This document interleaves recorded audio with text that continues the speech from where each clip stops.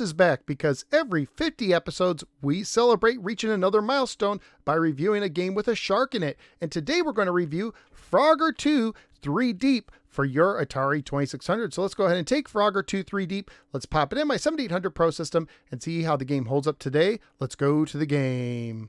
Frogger 2 ThreeDeep was published by Parker Brothers and carries a copyright year of 1984, meaning it came out around the same time as the big video game crash in the United States. And it's a shame too, because if not for the crash, we may have had even more Frogger sequels, possibly including Frogger 3 4-score or Frogger 4 $5 footlong. According to MobyGames.com, the 2600 version was programmed by Mark Lesser, who would later work on the Madden football series and Bimini Run for the Sega Genesis, which are reviewed 50 episodes ago in episode 550. I'll put a link to that review in the description below. The manual opens with the following. Look who's resurfaced in an all-new adventure. It's Frogger! 3 distinctly different screens take our fearless frog on another homeward-bound journey, but this time it's underwater, over water, and through the air. Frogger must swim against strong currents, whisk over whales and hippos, sidestep submarines, spring from cloud trampolines to high-flying birds, and so much more. So Frogger lovers, kiss your lily pads goodbye and get set for some fast and frantic fun.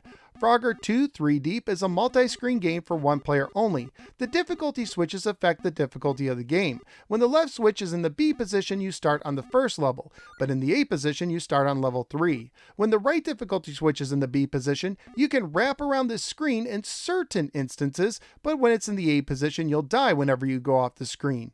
The game is set up similar to the original with some new wrinkles. You still use the joystick to move Frogger one move per joystick movement. However, instead of the game taking place on one screen, it now contains 3. Throughout the game, a timer bar is shown on the bottom. If it runs out, you lose a life.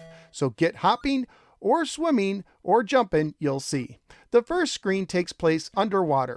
Remember how Frogger, who is a frog by the way, used to die if he touched water in the first game?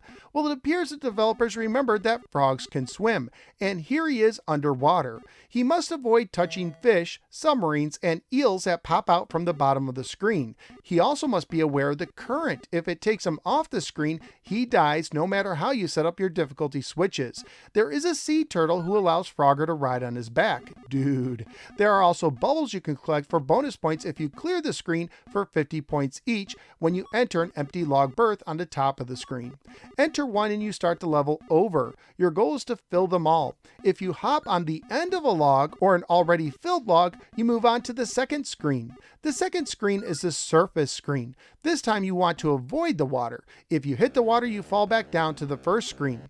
Here you can hop on lily pads. Just like the bubbles in the first screen, you earn 50 points per lily pad if you reach an empty life preserver being towed by the tugboat at the top of the screen. Just don't touch the tugboat. Land on a life preserver and you return to the first screen. Lily pads disappear when you hop off of them. On higher levels, shark fins can attack you while you're on a lily pad. There are also several critters you can jump on to make your way to the top, but you want to be off of them when they dive, as is the case with turtles and whales, or rise up, as is the case with the hippo. You can jump on the backs of the baby ducks, but if you stay on too long, Mama Duck will attack you. You can also jump on Mama Duck's back. If you do that, you will go to the third stage, which takes place in the sky. You start the third stage bouncing, gaining height with each bounce. This stage has butterflies that can be eaten for 50 bonus points if you complete the stage by entering an open hole in a cloud in the top of the stage. Eating butterflies also open up holes in the cloud on the bottom. On this stage, you want to avoid Clyde the Dragon on the bottom row, Juanita the White Bat, because bats are just worse in video games, and airplanes in higher levels. However, you can jump on the backs of birds and zeppelins. Just don't allow them to take you off screen or you lose a life once again no matter how you set up your difficulty switches.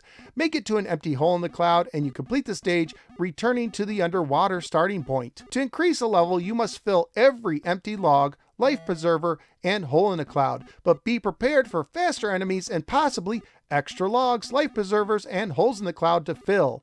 Scoring wise, you get 99 points for filling an empty log, life preserver, or hole in the cloud, plus 1 point for every timer portion remaining, and bonus points as mentioned before for bubbles, lily pads, and butterflies. You also get 1 point every time you advance a row. Every 2,000 points you earn an extra frog. Graphically speaking, I found this to be an above average looking game with a nice variety of characters. The sounds are fairly basic, but the opening jingle is nice, as is the Jaws-like warning that a shark is coming when you're around the lily pads. Family friendly wise, the game would most likely get an E for everyone rating if released today. Currently at pricecharting.com, the game has a value of $20 loose, $53 complete, and $80 new. So what did I think of Frogger 2 ThreeDeep on the 2600? It's a worthy sequel, but it doesn't quite reach the original. It controls well, looks nice, sounds good, and has more content, but it also has almost too much going on. It takes a while to figure out what to jump on and what to avoid, and how to advance. I also don't understand why you could set the difficulty switch to allow you to wrap around the screen, but you still die by going off the screen in several instances.